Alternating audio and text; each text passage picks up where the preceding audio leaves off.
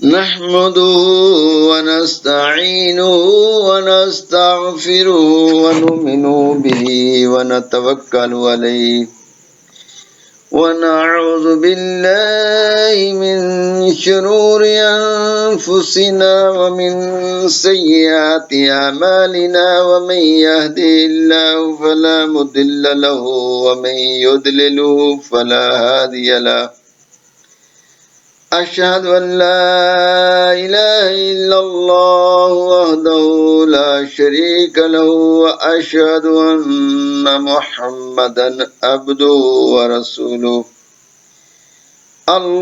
اللهم صل على سيدنا ومولانا محمد وصحبه سيدنا ومولانا محمد وبارك وسلم أما بعد أعوذ بالله من الشيطان الرجيم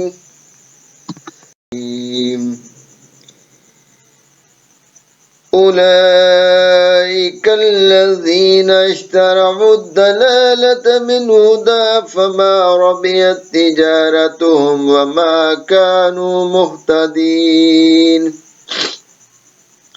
مثلهم كمثل الذي استوقد نارا فلما أضاءت ما حوله ذهب الله بنورهم وتركهم في ظلمات لا يبصرون صدق اللہ العظیم۔ سورۃ بقرہ کی آیت نمبر 16 اور 17، اس کا ترجمہ: یہ وہ لوگ ہیں جنہوں نے گمراہی کو ہدایت کے بدلے میں خریدا، سو ان کی تجارت نفع بخش نہ ہوئی اور نہ ہدایت یافتہ ہوئے۔ ان کی مثال اس شخص کی طرح ہے جس نے آگ روشن کی اور جب اس کا ماحول روشن ہو گیا تو اللہ نے اس کا نور بصارت کو سلب کر لیا اور ان کو اندھیروں میں چھوڑ دیا اور وہ نہیں دیکھتے۔ اس جگہ جو خرید و فروخت کا حقیقی معنی مراد نہیں ہے، اس جگہ خرید و فروخت کا حقیقی معنی مراد نہیں ہے، بلکہ مراد یہ ہے کہ انہوں نے ہدایت کے مقابلہ میں گمراہی کو اختیار کر لیا اور ان کے سامنے قرآن کریم اور اللہ تعالیٰ کی پیش کردہ ہدایت بھی تھی اور اس کے مقابلے میں یہودیوں کے عارضی منافع بھی تھے، لیکن انہوں نے ہدایت کے بدلے میں گمراہی کو اختیار کر لیا۔ اس تجارت میں ان کا راس المال یعنی اصل مال بھی ضائع ہو گیا، چونکہ ان کی فطرت میں ہدایت کو قبول کرنے کی جو استعداد اور صلاحیت تھی وہ بھی ضائع ہو گئی۔ اللہ تبارک و تعالیٰ کا ارشاد مبارک: ان کی مثال اس شخص کی طرح جس نے آگ روشن کی اور جب اس کا ماحول روشن ہو گیا تو اللہ نے اس کا نور سلب کر لیا۔ یہ منافقین کے احوال کی پہلی مثال ہے جس میں علامہ ابن جریر رحمۃ اللہ علیہ وہ لکھتے ہیں، حضرت قتادہ رضی اللہ تعالیٰ عنہ سے وہ روایت بیان کرتے ہیں کہ جب منافق لا الہ الا اللہ کہتا ہے تو اس کے لیے دنیا میں روشنی ہو جاتی ہے۔ مطلب کیا؟ کہ وہ مسلمانوں سے اپنی جان مال کو محفوظ کرتا ہے، زکوٰۃ صدقات مال غنیمت کے فوائد حاصل کرتا ہے اور مسلمانوں میں نکاح کرتا ہے اور ان کا وارث ہوتا ہے، اور جب اس کو موت آتی ہے تو اسلام کے تمام ثمرات اور فوائد ختم ہو جاتے ہیں، چونکہ وہ دل سے مسلمان نہ ہوا تھا۔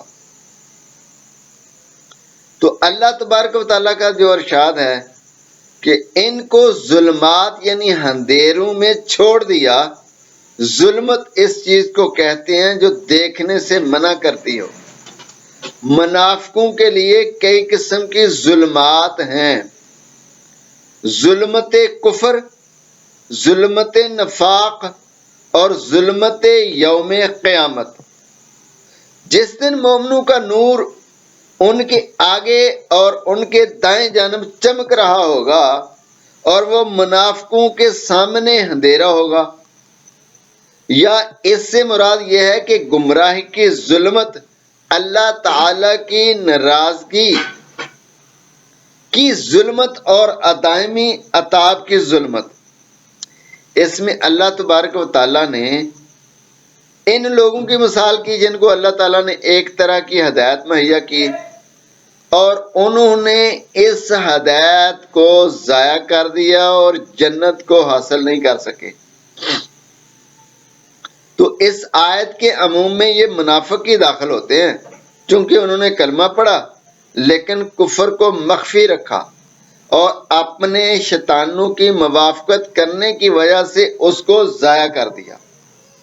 اس آیت کے عموم میں وہ لوگ بھی داخل ہیں جو ایمان لانے کے بعد مرتد ہو گئے، اور اس آیت میں وہ لوگ بھی شامل ہیں جو مقام ارادت، یہ احوال سال کی ابتدا ہے جس سے وہ نفسانی خواہش کو ترک کرتا ہے، راضی بھی رضا الہی رہتا ہے، تو اس پر انوار الہیہ کا فیضان ہوتا ہے اور اس سے اگلے مقام اور مقام محبت کا کو دعویٰ کر بیٹھتے ہیں تو مقام ارادت کا نور بھی جاتا رہتا ہے۔ تو یہ آج کی دو آیتیں جو میں نے تلاوت کی ہیں، یہ ان کی میں نے آپ لوگوں سے مولانا غلام رسول سعیدی صاحب انہوں نے جو تفسیر کی ہے وہ شیئر کی ہے۔ تو اللہ تبارک و تعالی ہمیں قرآن کو سمجھنے کی صحیح معنوں میں توفیق عطا فرمائے اور اس پر عمل کی بھی توفیق عطا فرمائے۔ یہ قرآن دنیا میں بھی لوگوں کی رہنمائی فرماتا ہے اور آخرت میں جنت کے راستے کا نور بنتا ہے۔ یہ اس کے ذریعے اس پر جو ایمان ہے اور یہ جو ایمان کی دولت ہے، یہ آخرت کے اندر اس کے آگے بھی اور اس کے دائیں بھی نور ہوگا، جس کی روشنی، جس کے ذریعے وہ جنت تک پہنچے گا۔ تو آج جس کو توفیق ہوتی ہے قرآن پاک کے حکم کے مطابق ہی اپنی زندگی گزارنے کی، اس پر اللہ تبارک و تعالی کا بہت ہی انعام اور فضل ہو۔ وہ معمولی شخص نہیں ہے، وہ اللہ کا محبوب ہے، وہ اللہ کا دوست ہے۔ آج کے ماحول میں جس میں میں ہوں، اس میں اللہ کا دوست صرف ان لوگوں کو لوگ کہتے ہیں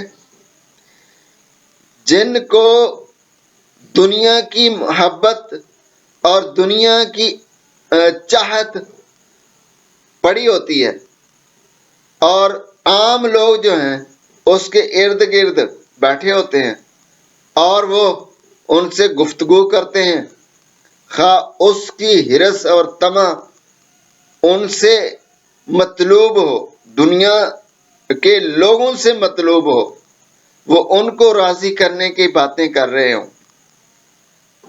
اور جو دنیا میں رہتے ہوئے دنیا ان سے محبت نہیں کر رہی، وہ تنہا ہے، اپنے حال میں مگن ہے، لیکن گاہے بگاہے موقع جب ملتا ہے وہ اللہ کے احکام کو دوسروں تک پہنچانے میں کوتاہی نہیں کرتے۔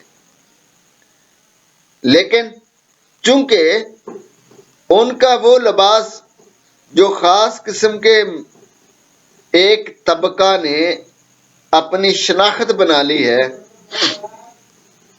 اور وہ طبقہ لوگوں سے فوائد اٹھاتا ہے، ان جیسا نہیں ہوتا، اور پھر اس وجہ سے لوگ ان سے ناشناس رہتے ہیں۔ ان کا مخصوص طریقے سے جو پروٹوکول ہوتا ہے وہ بھی ان کو نہیں ملتا، اور بعض لوگ تو ان کی بات سن لیتے ہیں اور بعض سننے سے بھی انکار کرتے ہیں، چونکہ ان کی کوئی ویلیو نہیں ہوتی، ان کا حلیہ، ان کا ڈھنگ وہ نہیں ہوتا جو مروجہ لوگوں کا ہے، تو اس لیے ان کے ہاں کوئی قدر و قیمت نہیں ہوتی۔ لیکن اس کے باوجود قرآن پاک کے ہی مطابق جو اللہ تعالیٰ کی کتاب ہے اسی کے مطابق اس کی زندگی چل رہی ہوتی ہے، اور وہ اللہ کے ہاں مقبول ہوتا ہے۔ اللہ کے ہاں اللہ کے صالحین بندوں میں اس کا شمار ہوتا ہے۔ کس وجہ سے؟ صرف اس وجہ سے کہ جو نبی پاک صلی اللہ علیہ وسلم کا طریقہ اس نے اختیار کیا۔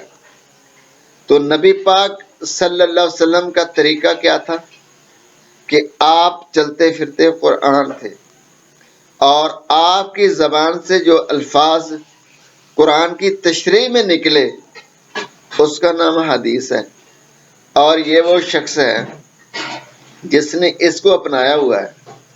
اس کے اپنانے کی وجہ سے وہ اللہ کا محبوب ہے، چونکہ قرآن پاک میں آتا ہے قُلْ إِن كُنتُمْ تُحِبُّونَ اللَّهَ فَاتَّبِعُونِي يُحْبِبْكُمُ اللَّهُ۔ قُلْ إِن كُنتُمْ تُحِبُّونَ اللَّهَ، اے محبوب آپ فرما دیجئے اگر تم چاہتے ہو اللہ سے محبت، اللہ کے محبوب بننا چاہتے ہو، اللہ سے محبت کرنا چاہتے ہو، فَاتَّبِعُونِي، بس تم میری پیروی کرو، یحببکم اللہ، اللہ تمہیں اپنا محبوب بنا لے۔ یہ قرآن ہے جس میں شک نہیں ہے۔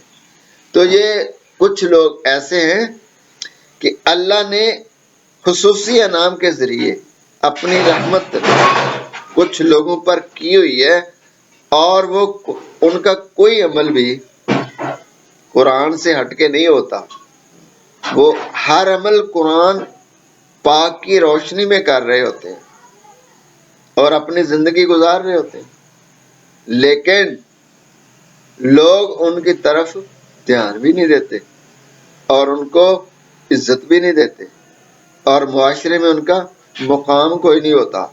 وہ ایک حدیث جو ایسے لوگوں کے بارے میں نبی پاک صلی اللہ علیہ وسلم کی میں آپ لوگوں سے شیئر کر دوں۔ ہاں، ایک بندہ جو کہ مفہوم حدیث کا کہ کسی کے دروازے پر جاتا ہے تو اس کے لیے دروازہ کھولا نہیں جاتا اور اس کو دروازے سے واپس کر دیا جاتا ہے، اور اگر وہ کسی کی سفارش کرتا ہے تو اس کی سفارش سنی نہیں جاتی، اس کی سفارش مانی نہیں جاتی، اور اس کی ویلیو کوئی نہیں ہے معاشرے میں، نہ اس کی سفارش قبول کرتا ہے اور نہ اس کو دعوت دیتا ہے، اور اگر کہیں وہ آ جائے تو اس کو ایکسیپٹ نہیں کیا جاتا۔ لیکن وہ اللہ کے ہاں اتنے پسندیدہ بندے ہوتے ہیں کہ اگر اللہ کو قسم دے دیں کوئی تو اللہ ان کی قسم بھی پوری کر دے۔ تو میرے دوستوں، یہ بھی ایک کیٹیگری ہے جو کہ اللہ کے محبوب لوگوں کی ہے۔ تو اللہ پاک کن لوگوں کو پسند کرتا ہے؟ جو اس کے محبوب کے نقش قدم پر چلتے، یہ اللہ کے محبوب لوگ ہیں، وہ کوئی بھی ہو۔ بعض لوگ کہتے ہیں کہ علم جو ہے، علم ایک روشنی ہے، اس میں کوئی شک نہیں، علم ایک روشنی ہے، لیکن جب اس پر عمل کر لیا جاتا ہے قرآن کا علم حاصل کر کے بے عمل کو تو لعنت پڑتی ہے. جس نے قرآن بھی پڑھا ہوا ہے، حفظ بھی کیا ہوا، وہ نماز بھی نہیں پڑھتا، زانی اور چور بھی ہے، جھوٹ بولتا ہے، وعدے توڑتا ہے. تو اس نے قرآن تو حفظ کیا لیکن عمل نہ کرنے کی وجہ سے اپنا نام تو حافظوں میں لکھایا، لیکن اس کو اپنی عملی زندگی میں نہ لانے کی وجہ سے یہ جہنمی ہو گیا. بے شک ایک بندہ اللہ کی راہ میں جان دے دیتا ہے، اللہ کی راہ میں اپنی جان قربان کر دیتا ہے، اس سے تو بڑی کوئی بات نہیں ہوتی. لیکن اس کا ذہن، اس کی سوچ، اس کا خیال کیا تھا؟ لوگ میرا نام لیں گے، بڑی بہادری سے لڑا، شہید ہے، تو اس نے دنیا میں تو نام کما لیا، لیکن اللہ کے ہاں شہیدوں میں نہیں ہوگا، کیونکہ اس نے دکھلاوا کیا ہے، ریا کیا ہے. تو قرآن پاک کا مقصد پڑھنے کا یہ ہے، سیکھنے کا یہ ہے کہ اس بندے میں جس نے یہ قرآن پڑھا ہے اس میں قطعاً ذرا بھی دکھلاوا نہ ہو. پڑھنے کا مقصد اللہ کی رضا ہو، سیکھنے کا مقصد اس پر عمل پیرا ہو. سیکھنے کا مطلب عمل کرنا، پڑھنے کا مطلب اس کو اچھی طرح سے سیکھ کر عمل کرنے کا، اس کا ایم، اس کی نیت، اس کا اخلاص، یہ اللہ کو محبوب ہے. تو میرے دوستو، میری گزارش ہے کہ اگر آپ لوگ ابھی تک جس نے قرآن نہیں پڑھا وہ ایک ایک لفظ بھی پڑھنا شروع کر دے، طالب علم میں ہو جائے گا، سیکھنے والوں میں آ جائے گا. اور ایک حدیث کا مفہوم ہے کہ طالب علم بن کے جیو یا علم پھیلانے والوں میں. عالم یہ وہ لوگ ہیں جو اللہ کے پسندیدہ لوگ ہیں. تو علم حاصل کرنا بہت بڑی فضیلت ہے. احادیث پڑھ کے دیکھ لو، بات لمبی ہو جائے گی. تو میں عرض کرتا ہوں کہ قرآن پاک کو ایک ایک لفظ سیکھنا شروع کر دو گے تو ایک دن آئے گا کہ آپ پورا پڑھ لیں گے. اللہ تبارک و تعالیٰ آپ کے لیے آسانی فرما دیں گے. تو جب ہم شروع نہیں کریں گے تو پھر پورا کیسے ہوگا؟ آج ہی نیت کرو کہ قرآن پاک کو پڑھنا ہے، اور پھر جو حکم کی آیتیں ہیں جس میں کسی کام کے کرنے کا حکم دیا گیا ہے یا کسی کام سے منع کیا گیا ہے، وہ آیتیں زبانی یاد کرنا شروع کر دو. آپ جو آیت یاد کرتے ہیں جس میں کسی چیز سے روکا گیا ہے اس کو بار بار پڑھو، بار بار پڑھو، بار بار پڑھو. اسی طرح سے انداز ہوگی جس طرح کوئی بیمار بندہ کوئی کسی بیماری کے لیے، مثال کے طور پہ بخار کے لیے دوائی لیتا ہے تو وہ ڈاکٹر کے ہدایت کے مطابق مناسب وقفے سے، مناسب مقدار میں وہ بار بار اس کو ریپیٹ کرتا ہے. دن میں 3 مرتبہ یا دن میں 1 مرتبہ یا دن میں 2 مرتبہ یا 24 گھنٹے میں 1 مرتبہ. وہ ڈاکٹر کی مرضی ہے نا کہ وہ اس کے لیے کیا سلیکٹ کرتا ہے. تو اس کے مطابق اگر وہ دوائی یوز کرتا ہے تو اگر وہ دوائی اس کی بیماری کے مطابق ہے تو اللہ تبارک و تعالیٰ کا قانون ہے کہ پھر اس کو شفا ملتی ہے. اسی طرح اللہ کا یہ قانون ہے کہ اگر کوئی بندہ جو زانی ہے تو وہ بار بار پڑھتا ہے لا تقربوا الزنا انه كان فاحشة وساء سبيلا، لا تقربوا الزنا انه كان فاحشة وساء سبيلا، اور اس کا ترجمہ سمجھتا ہے اور بار بار روزانہ ریپیٹ کرتا ہے. ایک دن آئے گا اس آیت کے اثر کی وجہ سے، اس آیت کی وجہ سے اس کو شفا ہو جائے گی، زنا سے اس کو نفرت پیدا ہو جائے گی. اور ایک بندہ وہ نماز نہیں پڑھتا، ایک بندہ ہے وہ نماز نہیں پڑھتا اور اس کو باری محسوس ہوتی ہے اور اس کو توفیق نہیں ملتی کہ وہ نماز پڑھے، تو وہ اس آیت کا ورد کرتا رہے، وَأَقِيمُوا الصَّلَاةَ وَآتُوا الزَّكَاةَ وَارْكَعُوا مَعَ الرَّاكِعِينَ وَأَقِيمُوا الصَّلَاةَ وَآتُوا الزَّكَاةَ وَارْكَعُوا مَعَ الرَّاكِعِينَ، اور نماز قائم کرو اور زکوٰۃ کرو، زکوٰۃ کو ادا کرو اور رکوع کرنے والوں کے ساتھ رکوع کرو۔ تو اگر وہ اس کے معنی پر غور کرتا ہے اور روزانہ اس کو پڑھتا رہتا ہے تو اللہ تبارک و تعالیٰ کی طرف سے اس کو نماز سے محبت ہو جائے گی اور وہ نمازی ہو جائے گا۔ آپ آزما کے دیکھ لیں، آپ کر کے دیکھ لیں بھائی، دیکھو ہر چیز اس دنیا میں تجربے سے، لوگ کہتے ہیں ثابت کر لو، تجربہ کر کے دیکھ لو، تو یہ قرآن اگر آپ دل سے اس کو سچا کلام مانتے ہیں، یقین کرتے ہیں، اس پر ایمان رکھتے ہیں کہ اللہ کا کلام ہے، اور پھر جو میں تجویز دے رہا ہوں آپ اس کو آزما کے دیکھ لیں، پرفیکٹ اللہ کی طرف سے رحمت ہوگی اور شفا یابی ہوگی۔ جو منکرات کا، جو برے کام جن سے نہیں چھوٹتے، تو ان الصلاۃ تنہی عن الفحشاء والمنکر، وہ اس کو پڑھے اور نماز صحیح طرح ادا کرے اور اللہ سے دعا کرے، ورد بھی کرے، دعا بھی کرے کہ یا اللہ وہ والی نماز دے دے جس سے برے کام چھوٹ جاتے ہیں، بے حیائی اور برے کام چھوٹ جاتے ہیں۔ تو وہ دن دور نہیں جب اس کے ایمان کے اندر اتنی قوت پیدا ہوگی کہ یہ سارے کام اس سے چھوٹ جائیں گے جب وہ برے کرتا ہے۔ قرآن پاک کی آیت ہے وَلَكِنَّ اللَّهَ حَبَّبَ إِلَيْكُمُ الْإِيمَانَ وَكَرَّهَ إِلَيْكُمُ الْكُفْرَ وَالْفُسُوقَ وَالْعِصْيَانَ أُولَٰئِكَ هُمُ الرَّاشِدُونَ۔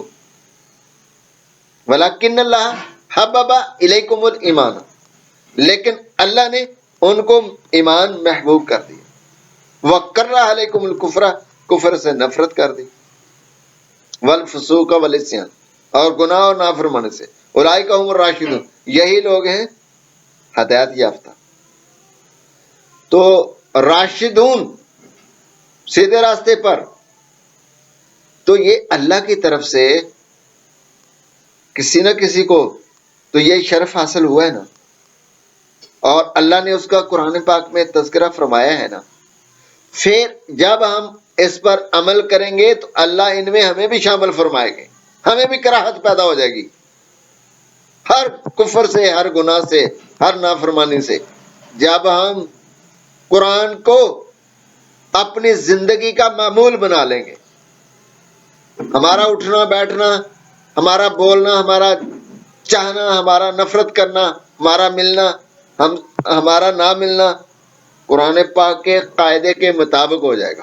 اصول اور قاعدے جو ضابطے قرآن میں آتے ہیں ان کے مطابق ہو جائے گا۔ آپ آزما کے دیکھ لیں، قرآن پاک اگر حلال کی کھانے کی ترغیب دیتا ہے، حرام کھانے سے منع کرتا ہے، اور لوگوں کو تکلیف ایذا پہنچانے سے، مومنوں کو ایذا پہنچانے سے، تکلیف دینے سے منع فرماتا ہے، تو آپ اگر ساری قرآن پاک کی آیات جس میں احکام ہیں اس کو سیکھتے ہیں، اس کو اپناتے ہیں، پھر دیکھیں آپ کی زندگی کیسی گزرتی، پھر آپ خوش رہیں گے۔ اللہ نے قرآن پاک فرمایا ہے ان تتقوا اللہ یجعل من امرہ یسرا، جو تقوی اختیار کرتا ہے اللہ اس کے کام میں آسانی فرما دیتے ہیں۔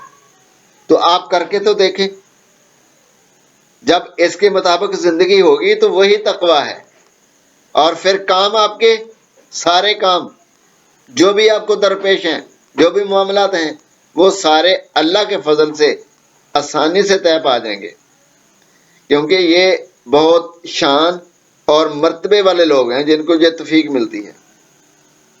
تو آج ہم قرآن سے دور ہیں، جس کی وجہ سے یہ دنیا کے اندر میں دیکھ رہا ہوں قرآن کی دوری کی وجہ سے بہت فساد ہے۔ آپس میں معمولی باتوں سے جھگڑے اور قتل و غارت، معمولی باتوں سے کئی نسلیں برباد ہو رہی ہیں، گھر کھانا خراب ہو رہے ہیں، چھوٹی چھوٹی باتوں پر میاں بیوی جھگڑ رہے ہیں، طلاقیں واقع ہو رہی ہیں، اولادیں والدین کو چھوڑ کے الگ ہو رہی ہیں۔ یہ وجہ کیا ہے؟ قرآن کو چھوڑنے کی وجہ سے۔ تو اگر ہم تہیہ کر لیں کہ جو میرے رب کا فرمان ہے میں نے اسی کے مطابق چلنا ہے، تو قرآن پاک میں تو آتا ہے تعفو و تصفح و تغفر، تعفو و تصفح، تعفو و تصفح و تغفر، تعفو عفو والا، معاف کرنے والا، تصفح درگزر، و تغفر اور بخشنے والا، یہ رویہ رکھو۔ تو میرے دوستو، غصہ آتا ہے، والقاظمین الغیظ والعافین عن الناس واللہ یحب المحسنین، غصہ آتا ہے تو اللہ فرما رہا ہے پی جو، والقاظمین الغیظ، غصے کو پینے والے۔ تو اگر غصہ برداشت ہو گیا تو کامیابی مل گئی، غصے کی وجہ سے تو سارا فساد ہے۔ لیکن غصہ کرنا کن کاموں پر؟ جب اللہ کے احکام کی خلاف ورزی کی جا رہی ہو، اللہ کی حدود کو توڑا جا رہا ہو، تو یہ غصہ کرنا اللہ کو محبوب ہے، وہاں غیرت آنی چاہیے۔ تو عام روٹین میں ہم خواہ جو غصہ کرتے ہیں اس کو پی لینا چاہیے۔ والکاظمین الغیظ والعافین عن الناس، لوگوں کو معاف کرنا، درگزر کرنا۔ واللہ یحب المحسنین، اللہ نیکوکاروں کو محبوب رکھتا ہے، دوست رکھتا ہے۔ بھئی غور سے سنو میں کیا کہہ رہا ہوں۔ اللہ نیکوکاروں کو محبوب رکھتا ہے، پسند کرتا ہے۔ تو ہم اللہ کے محبوب بننا چاہتے ہیں تو نیک بننا چاہیے، نیکی کرنا چاہیے۔ ہم کو کس نے روکا ہے نیکی کرنے سے؟ جب ہم کچھ نہیں کریں گے کوئی عمل وجود میں آئے گا؟ کوئی گناہ نہیں آئے گا، ہر کام کرنے سے ہوتا ہے نا۔ تو جب آپ اپنے آپ کو روک لو گے تو کوئی بھی گناہ نہیں ہوگا۔ تو جب گناہ نہیں ہوگا تو پھر تھوڑی سی کوشش کرنا پڑے گی، وہ کس کے لیے؟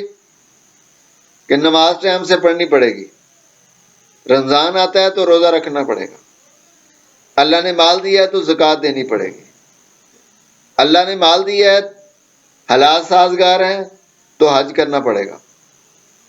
تو میرے دوستو، وہ حکم جو تیری زندگی میں تیری طرف متوجہ ہو رہا ہے اور وہ تجھ پر فرض ہے، وہ تو تمہیں کرنا ہی کرنا ہے، اور باقی امور سے آپ اپنے آپ کو روک لیتے ہو تو بہت بڑی کامیابی ہے۔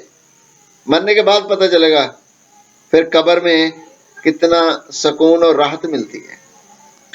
آج ہمارے پاس ٹائم ہے، آج ہمیں اللہ نے صحت دی ہے، تندرستی دی ہے، اور ہمیں نیکی کرنے کا وسیع موقع ملا ہے۔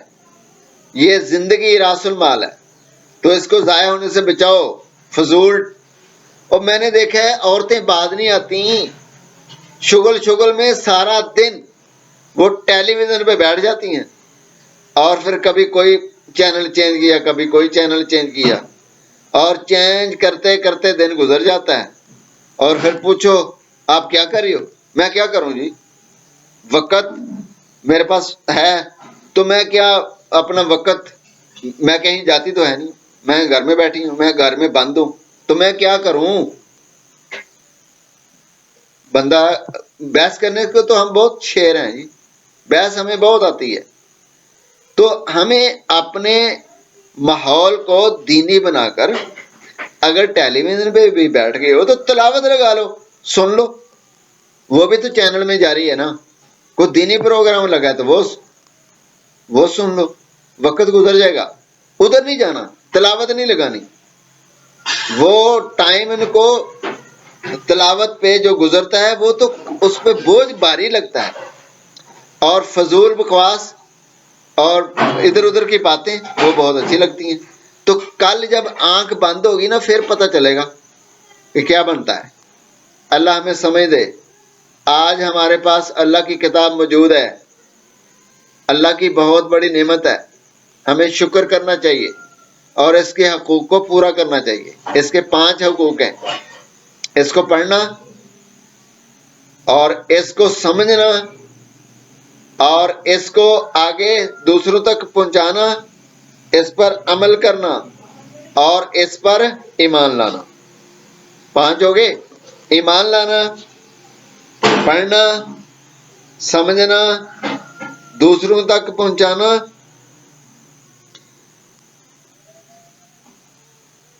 اور